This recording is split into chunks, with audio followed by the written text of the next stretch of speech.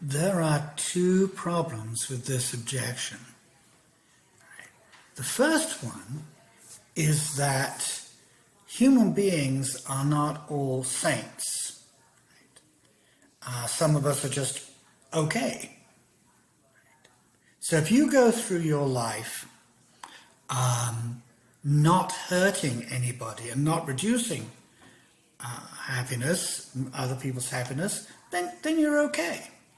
And if every time you get a chance to help someone, you help that other person, well, that makes a contribution to the general happiness. And utilitarianism says, you're not just doing something that's morally okay, you're doing something morally admirable, good for you. And we can look out at the world at people who actually made the world better. Right? People who did charitable work, or like Jonas Salk invented a polio vaccine, right?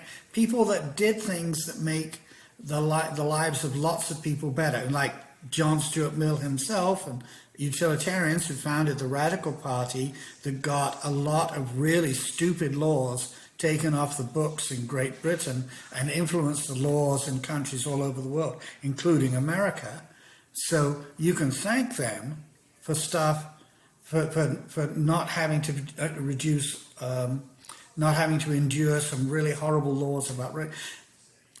And utilitarianism, the very idea of utilitarianism, of not having laws that do more harm than good, is behind the push to overturn laws against being homosexual, to bring in laws supporting gay marriage, and hopeful and progress towards reforming the drug laws.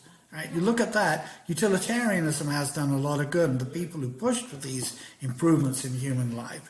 The way to think of it is, utilitarianism is a way of telling the difference between a good person and a bad person, and between an okay person and a great person. Okay, so I'm not a great person. I haven't done a huge amount of good in the world. I'm okay. That's what utilitarianism would say about you. And it's not too demanding. Right?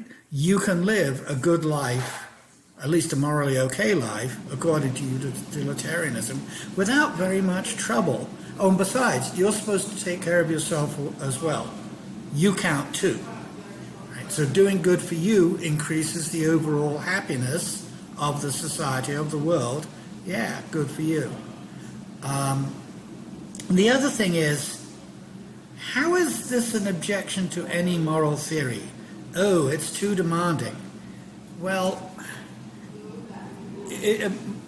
discovering the correct moral theory is like discovering physical law. It's like discovering Newton's laws of motion, right? Or quantum mechanics, or general relativity. Right? Oh, general relativity is too demanding. Let's have something easier when we're designing our spaceships and rockets and things. We want something really much easier than that. That theory is too demanding. Well, that's not an objection to the truth of a theory. It's hard to work with. Sure, the mathematics in general relativity is awful. It's just head-breaking. But that's just the way it is. So I can just imagine someone, I'm shopping for moral theories. Oh, that utilitarianism looks good, but oh, it's so demanding. No, I'll pick another moral theory. Yeah. No, moral theory is not like religion. You don't shop around moral theories and find one that makes you feel good. You pick the one that's true is the one that's right. The one that's logically supportable, has arguments for it, is the one that's right or likely to be right. Saying it's too demanding is just stupid.